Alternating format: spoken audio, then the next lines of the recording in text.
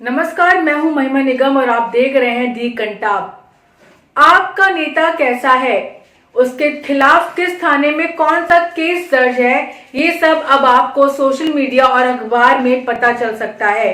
जी हां, चुनाव आयोग की नई गाइडलाइंस के तहत पार्टियों को अपने दागी उम्मीदवारों की क्राइम कुंडली जनता के सामने रखनी होगी, जिससे जनता को पता चल सके कि उसका उम्मीदवार कैसा है और वो सही मतदान कर सके।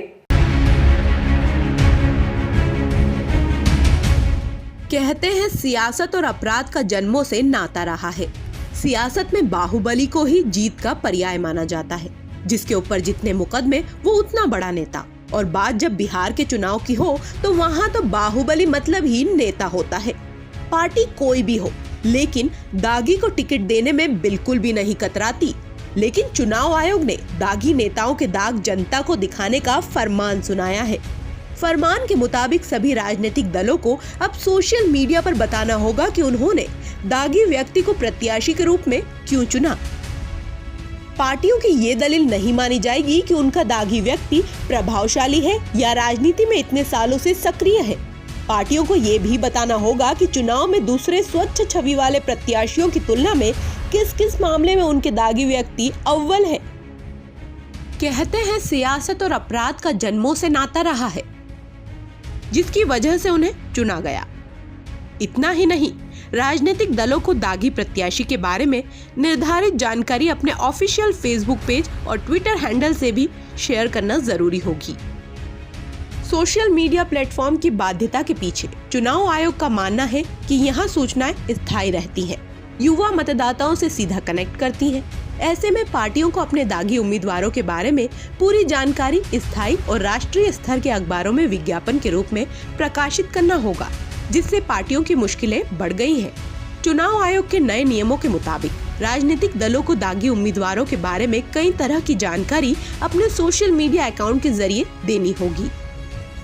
प्रत्याशी के खिलाफ किस किस तरह के आपराधिक मामले दर्ज है, सभी मामले में अलग अलग मुकदमा संख्या और संबंधित अदालत का नाम जहां मामला ट्रायल में है। पार्टियों को ये भी घोषणा करनी होगी कि उस प्रत्याशी के खिलाफ किसी भी न्यायालय में आरोप तय हुआ है या नहीं। अगर किसी मामले में सजा हुई है तो सजा की मियाद और उसकी तारीख का भी जिक्र करना होगा।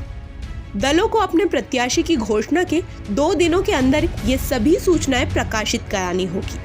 तो बात अब बिहार चुनाव में दागी उम्मीदवारों की भी कर लेते हैं कि किस पार्टी ने कितने दागियों को अपना उम्मीदवार बनाया है। बिहार में पहले चरण का मतदान 28 अक्टूबर को होगा।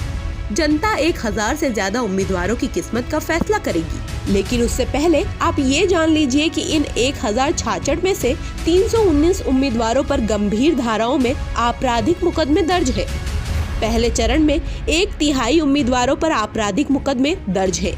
इन 319 में से कई उम्मीदवार ऐसे हैं जिन पर हत्या, अपहरण और वसूली के गंभीर मामले दर्ज हैं। बात अगर जिलेवार करें तो गया जिला दागी उम्मीदवारों की लिस्ट में टॉप पर है। 10 विधानसभा सीटों वाले गया जिले में 49 उम्मीदवारों पर थाने कोर्ट में आपराधिक मामले दर्ज हैं। सबसे बड़ी बात ये कि इनमें से 10 तो अकेले गुरारू विधानसभा सीट से ताल ठोक रहे हैं। तो दूसरे नंबर पर आने वाले भोजपुर जिले में 39 उम्मीदवारों पर आपराधिक केस दर्ज है।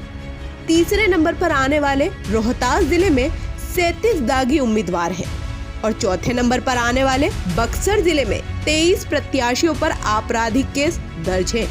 बाकी 170 दागी उम्मीदवार मुंगेर, जहानाबाद, पटना, जमुई, नवादा, औरंगाबाद, लखीसराय और कैमूर से हैं। बिहार के कुल 243 में से आधे से ज्यादा तो ऐसे विधायक हैं जिन पर आपराधिक मामले दर्ज हैं।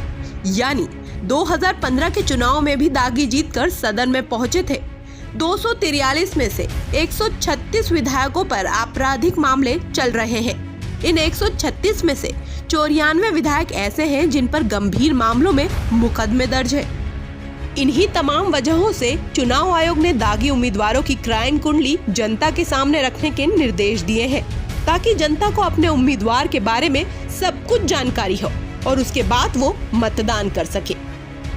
ब्यूरो रिपोर्ट, दी कंटाप। हमारे चैनल को सब्सक्राइब जरूर करें और वीडियो को लाइक और शेयर भी करें। और हाँ, बेल आइकन को दबाना ना भूलें, जिससे कि आगे अगर हम कोई वीडियो अपलोड करें तो आपको उसका नोटिफिकेशन आसानी से मिल जाए। धन्यवाद।